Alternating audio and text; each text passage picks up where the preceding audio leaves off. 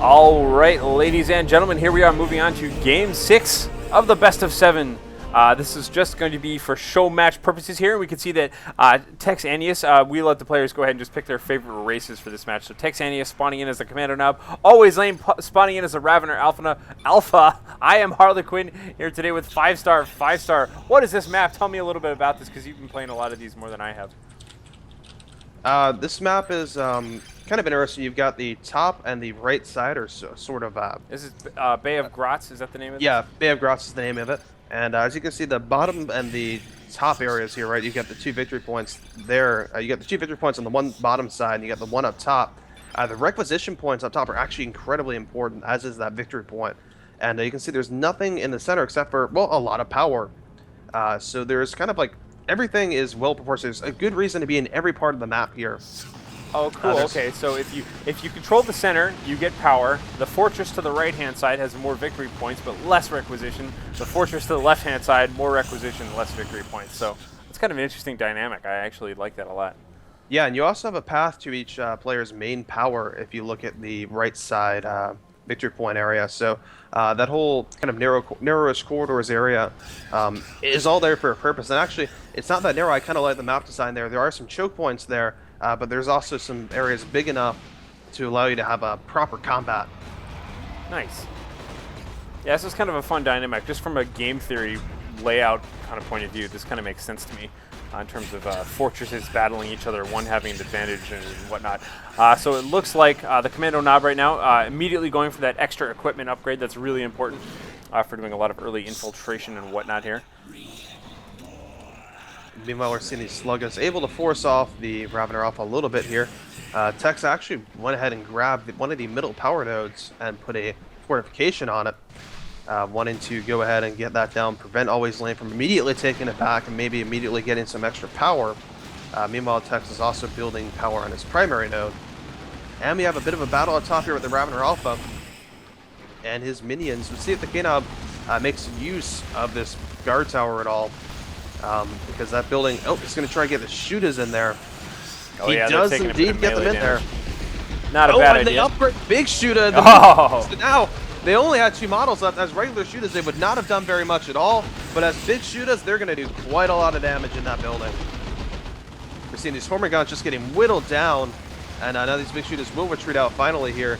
Nonetheless, though, nice play by Texaneous there, although it's probably all going to be for naught. He's going to have to cede that portion of the map, I do believe.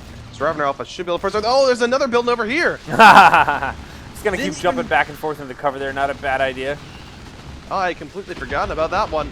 And we see they just upgrade big shooters too. It's excellent big shooter upgrades from Texaneous here. This is really allowing him to just kind of control this top area very nicely and use buildings to his advantage. Kind of trading pieces back and forth there, and now it's just going to be the shooter boys versus the Termagants more towards the center here. We see the Ravener Alpha already getting his network of tunnels all over the place. Definitely going to be using those throughout. Yeah, we are seeing that these big shooters up top are still remaining quite a bit of a nuisance here. They're going to have to watch out for that tunnel. These Termagants do go into it. That will kind of reveal the tunnel to Texaneous. He's going to know where it is now. But we see another Termagon squad coming up and picking off a big shooter model. And we see he's got Alwayzlame has a fairly decent force there now to be able to defend that. He's got his Ravener Alpha out now. The tunnel is going to be trying to focus down here. Commando Knob trying to deal with these spore mines. Is he going to be able to? Actually, just going to go ahead and force melee on the spore mines. It's going to be kind of an interesting move there. Going to eat some spore mines maybe before they get to his big shooters. One big shooter squad, they're very low. If that spore mine gets out, that big shooter goes down. Dead to the spore mines. Nice chase there with the spore mines. Despite all of the massive efforts there from the Commando Knob. Oh man, shooter squad down early. That is not good. Not only is that not good, it's also demoralizing. I know Texaneous has been having a hard time with some of these matchups today. I know he's got a lot of distractions going on in real life, but losing a squad right off the bat sets the pace off in all the wrong directions. And we can see the Ravener Alpha just burrowing everywhere. We've got tunnels all over the place now on the left-hand side, in the middle, in front of his base and whatnot. So he's got a great map position here. By the way, with Burnas coming down towards Alwayzlame's gem farm, he's going to try to offset loss with these Burna Sluggas here. Let's see, we're watching them here. When are they gonna? They're trying to wait for the Raveners to get a little bit further away. I do believe. No, they're gonna go. They have to take out that tunnel first. If they don't take out the tunnel, they could be overwhelmed here. Always Lim has to do is get to a tunnel. And he's, oh, the Burrowsers are gonna come in right on top of them. They're gonna be Termagants coming out of the tunnel in no time. This could turn very bad very quickly here. And there we go, the crippling poison goes down. Ravener's not quite out of range yet. And they are forced off, so that is, he actually did get one generator out of that. Oh, nice looking Hormagaunts popping up out of the tunnel. Yeah, incredibly nice there. And I'm not quite sure that crippling poison actually affected, oh, by the way, Catalyst used there alongside that. Yeah, as Alwayzlame points out in chat, Texaneous said, nice tunnel. And Alwayzlame says, and F2, which is a hotkey for Catalyst. Those not familiar with Catalyst, it's an ability for the Ravener, global ability for the Ravener Alpha. You cast it on a unit. While it's active, it does more. The unit does more, like very, very increased damage. And on top of that, it takes damage itself, though, as the offset of it. It's only about 50 red, so it is usable fairly often. But again, the controlling factor typically is the fact the unit takes damage. So, but in that situation, though, where the unit's not taking damage from other sources, it tends to be very good. And Alwayzlame is just putting a lot of pressure right on the front of Texaneous' base right now. Always a good idea. Alwayzlame obviously has a lead right now in victory points, so whatever he can do to force fighting on Texaneous' side of the map is a good thing, just to kind of keep the fight happening on territory that Texaneous already owns, and thus kind of allowing him longer and longer time to sit on those victory points. Yep. We're seeing some Hormagaunts going for the victory point on the right side that Texaneous has owned nearly the entire game at this point.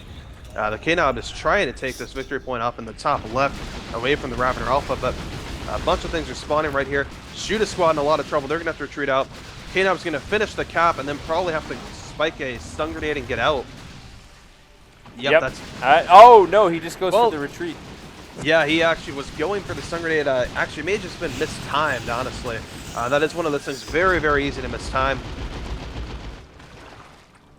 And meanwhile, we actually see the Burner Slug is able to take care of the Hormagaunts at the victory point on the other side of the map there.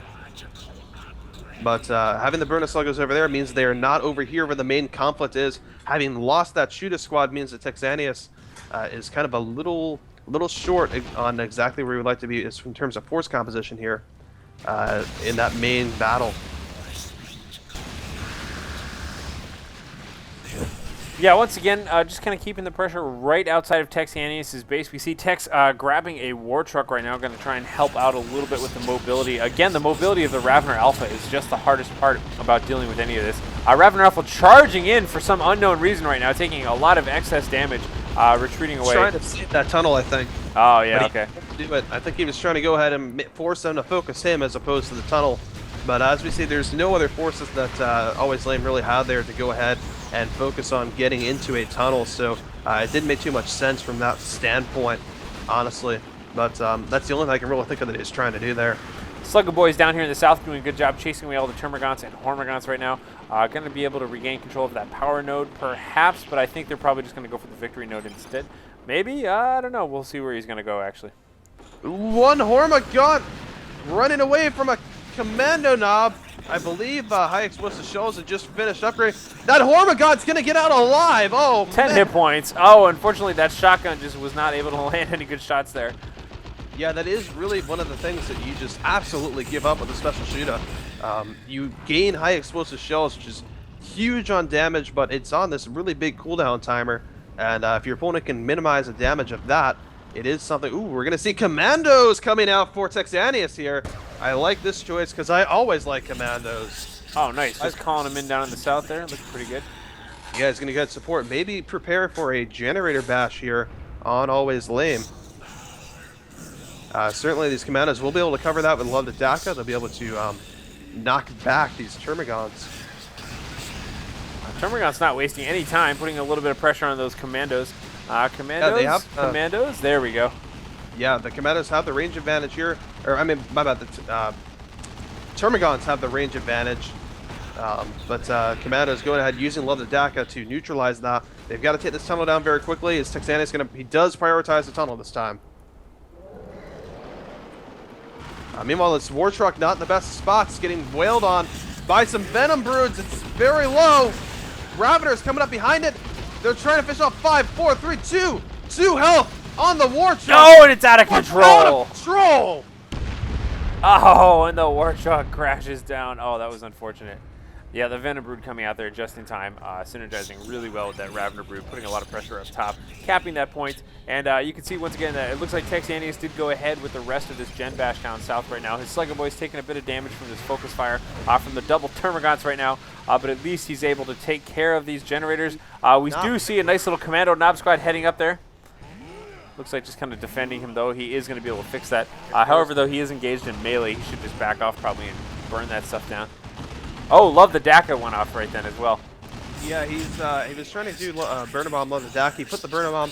I'm not quite sure there. It looked like Alwayzlame just had did a good job microing away from where the Burner Bomb. Oh, but he walks right through the Burner Bomb and is taking loads and loads of damage here. Still on the ground. Still on the ground. Still burning. But yeah, so I mean, the intent there was to go ahead and maybe try and take out both of those squads, both the Termagant squads there. But we saw that Alwayzlame backed off, and so Texaneous basically wanted to make sure that he got that Burner Bomb in that little choke point there, so that the Termagants wouldn't be able to come out and really challenge his Sluggas there while they finished their bash. But at the same time, doing that, he wasn't quite able to get the combo that he wanted off.